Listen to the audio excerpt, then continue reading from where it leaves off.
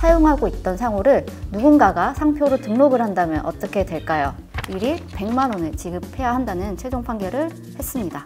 상호나 상표를 계약서에 명확히 표시하는 것이 중요합니다. 안녕하세요. 특허를 만들고 지키고 키우다 특허 만지키의 송민정 변리사입니다. 이번 영상에서는 실제로 있었던 상표 분쟁 사례를 이야기해 보려고 합니다. 아시는 분들도 있을 텐데요. 바로 인천의 관절 척추 병원으로 유명한 바로병원의 상표 분쟁 사건입니다. 일반적으로 병원이나 의원의 이름은 상호인데요. 이 상호를 상표로 출원해서 등록을 받으면 상표가 됩니다. 이 경우 상호이자 상표가 되는 것인데요.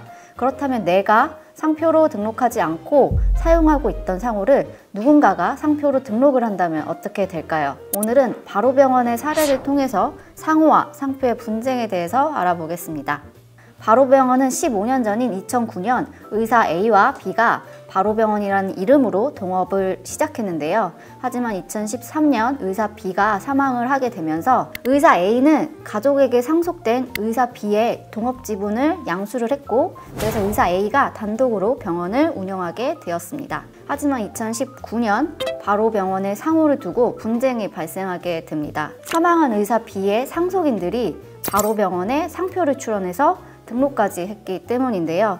이와 더불어서 사망한 의사 B의 상속인들은 단독으로 병원을 운영하던 의사 A가 본인들의 상표권을 침해했다고 주장하기 시작했습니다. 이에 따라서 의사 A는 병원을 이전한 이후에 2020년부터 국제바로병원이라는 상호로 병원을 운영하기 시작합니다. 그리고 사망한 의사 B의 상속인들은 2021년부터 본인들이 등록한 바로병원이라는 상표를 병원의 상호로 사용을 하게 되는데, 이에 국제바로병원의 원장인 의사 A는 사망한 의사 B의 상속인들을 대상으로 바로병원이라는 상호를 사용하지 말라는 상호 사용 금지 소송과 바로병원의 등록 상표를 무효시키기 위해서 상표 등록 무효 심판을 청구했습니다. 이 사건은 무려 대법원까지 가서 최종 판결이 날 수 있었는데요.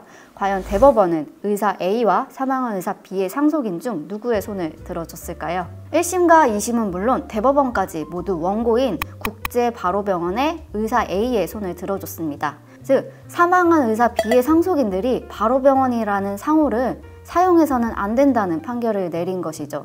추가로 이 사망한 의사 B의 상속인들이 등록한 상표도 무효가 되었습니다. 법원이 이런 판단을 내린 이유는 몇 가지가 있는데요. 첫 번째, 동업에서 이탈을 했을 때 남은 자가 상호를 사용하는 것이 일반적입니다.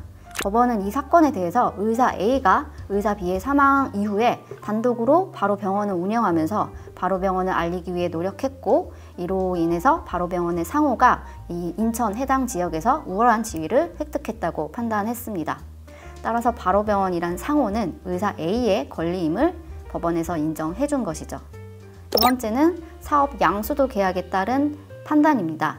의사 B의 사망 이후 동업자 A는 사망한 의사 B의 가족들에게 이 상속된 동업자 지분을 양도받는 계약을 했다고 말씀을 드렸는데요. 병원은 사업 양수도 계약 당시 계약서에 기재된 상호 역시 양수도된 것으로 해석을 했습니다.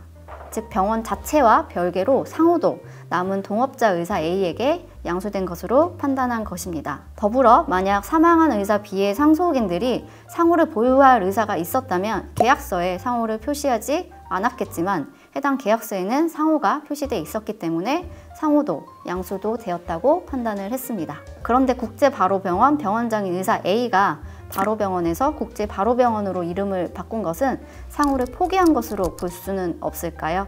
물론 그렇게 보일 수도 있지만 법원은 원고인 국제바로병원장 의사 A가 상호를 바꾼 이유는 이 사망한 의사 B의 상속인들이 의사 A에게 상표 침해 주장을 했기 때문이라고 판단을 했습니다. 즉, 바로병원이라는 상호를 포기하지 않은 것으로 해석을 했습니다. 하지만 무엇보다 대법원은 사망한 의사 B의 상속인들이 바로병원의 상호를 사용하는 것은 부정경쟁 방지법상 부정경쟁 행위에 해당한다고 보아 바로병원 상호를 사용하지 말라고 판시를 했습니다. 이에 따라서 피고 의사 B의 상속인들은 바로병원 상호를 사용하는 간판 등을 모두 철거를 하고 부정경쟁 행위의 예방을 위해서 바로병원 상호를 사용하는 경우 원고 의사 A에게 일일 100만 원을 지급해야 한다는 최종 판결을 했습니다. 그래서 이번 사례를 통해서 특허 만지키 구독자분들이 꼭 아셔야 하는 점들을 알려드리겠습니다. 우선 의원, 병원 이름은 상호입니다. 이 상호를 특허청에 출원을 해서 등록을 받으면 상표가 되는데요. 상호랑 상표는 비슷해 보이지만 법적 취급이 달라서 구분할 필요가 있습니다. 그리고 이 사례처럼 동업관계에서 누군가가 이탈을 하게 되면 남은 사람이 상호를 그대로 사용하는 것이 일반적입니다.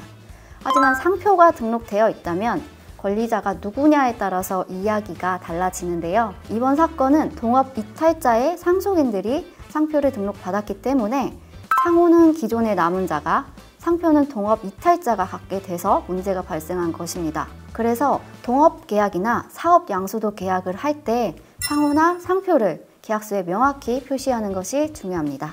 특히 무엇보다 상표 등록을 미리 해두시는 것이 중요하다고 강조하고 싶은데요. 상호는 관할 지역만 겹치지 않으면 원칙적으로 누구든지 사용할 수 있습니다. 예를 들어서 서울 강남구에 특허 만지키라는 상호를 가진 회사가 있어도 서울 중구에 같은 이름으로 회사를 차려서 운영할 수 있습니다. 그러나 상표는 특허청에 출원을 해서 등록이 되면 나만 사용을 할 수 있는데요. 그래서 상표 등록을 해두면 법적으로 유리한 위치에 있는 것입니다. 오늘은 바로병원의 상호, 상표 분쟁 사례를 알아보았는데요. 알면 알수록 재밌는 지식재산권 이야기 앞으로도 더욱 유익한 영상으로 찾아오겠습니다. 지금까지 특허를 만들고 지키고 키우다 특허 만지키의 송민정 변리사였습니다.